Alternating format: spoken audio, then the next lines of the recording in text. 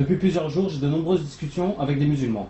Et je leur ai répété plusieurs fois que nous, en France, on ergotait énormément sur l'islam, par exemple sur les E411, etc. Et que l'on délaissait des choses importantes comme la zakat qui est un pilier fondamental. Ils me disent que non, car ils versent de l'argent à des pauvres et que cela a valeur de zakat.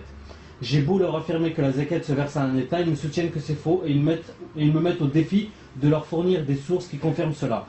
Notez bien, cher Maître Mati, que ces musulmans-là m'ont montré des textes de fatwa qui disent que la zakat peut se verser directement aux pauvres ou à la famille. Donc ils demandent de lui fournir des sources et des arguments solides pour qu'ils puissent se confronter à eux. D'accord. Donc, le frère, dans son email, il me pose la question suivante. Il me demande de lui apporter des arguments qui prouveraient que la zakat doit être obligatoirement versée à l'État et non être versée directement de main à la main entre un particulier et un autre particulier, sans que l'État soit l'intermédiaire, aux pauvres, etc. Donc, il y a un certain nombre de personnes qui l'ont affirmé qu'on pouvait le faire et qu'on va même rapporter des fatwas qu'on pouvait le faire. Donc, il me demande des arguments. C'est ça. Alors, il faut être complètement ignorant pour penser que la zakat peut être donnée de main à la main, sans qu'elle passe par l'intermédiaire d'État. Il faut être complètement ignorant.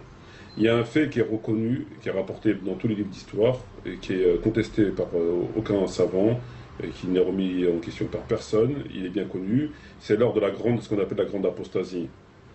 Lorsque le prophète Mohammed est mort, la grande majorité des tribus dans la péninsule arabique avaient apostasié. Ils avaient apostasié par quel moyen? Par le fait qu'ils acceptaient de faire la prière, mais qu'ils ne voulaient plus verser la zakat. Les notables de ces tribus sont venus à Médine, sont venus voir Omar ibn Khattab, qui était donc non pas le calife, mais le second, et ils lui ont demandé d'aller voir Abu Bakr pour accepter de suspendre le fait de donner la zakat. Omar ibn Khattab est parti voir donc Abu Bakr et il lui a proposé donc cette demande. Abu Bakr a catégoriquement refusé. Omar s'est appuyé sur un hadith qui était, on a vu, amputé, qui dit donc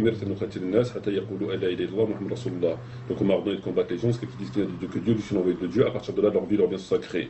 Ce hadith est bien dans le Bukhari Muslim, mais il est amputé, puisque dans le même Bukhari Muslim, on apprend que le prophète a dit effectivement ça, mais il dit wa yuqimu salat wa yutu zakat.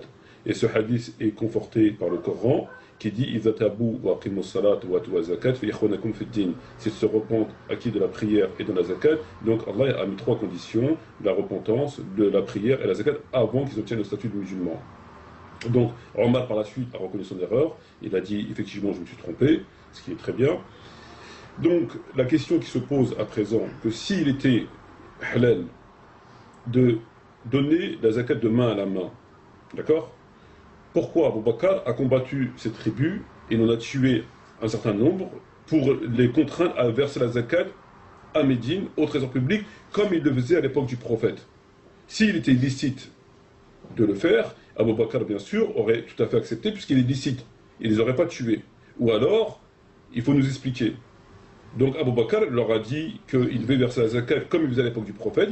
Il était hors de question qu'il ne verse pas la zakat, d'être suspendu pour aucune raison valable, et il devait la verser à Médine, et non pas la donner de main à la main. Sinon, s'il était ici, il leur a dit, donnez-la où vous voulez, c'est halal, etc. Donc il a voulu la ramener à la pratique du prophète, qui était que il faut savoir que le prophète envoyait des percepteurs pour donner la zakat, et les percepteurs ramenaient la zakat à Médine. Donc il a tué ces gens, une partie de ces gens, afin qu'il verse la zakat comme il le faisait à l'époque du prophète auprès du calife de l'époque au trésor public. Et après l'État en dispose. C'est un impôt d'État. D'accord. Mais là, c'est un peu différent parce que là, il refusait de la payer. Alors qu'ici, on ne refuse pas de la payer. On peut juste la donner là où. Non, c'est exactement la même chose.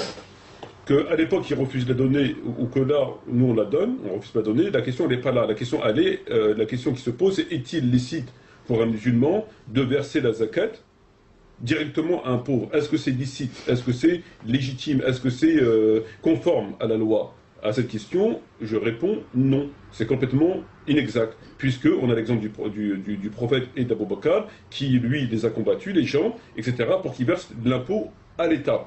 Donc, s'il était licite de verser cet impôt directement de main à la main, et que ces gens, justement, disaient, nous, il est licite pour nous de la donner à la main, donc la donner à la main, il est hors de question qu'on la verse à Médine, Abu Bakr a dit, il n'y a pas de problème, c'est halal, il n'y a pas de problème. Or, il leur a dit, vous devez la verser comme vous la versez à l'époque du prophète, donc à l'autorité. Si vous ne le faites pas, je vous combats. Il leur a pas laissé d'autre alternative.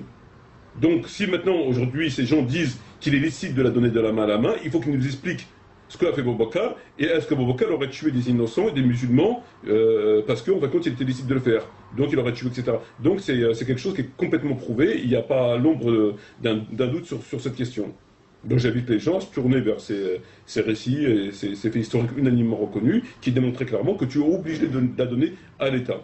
Donc ces fatwas sont complètement erronés.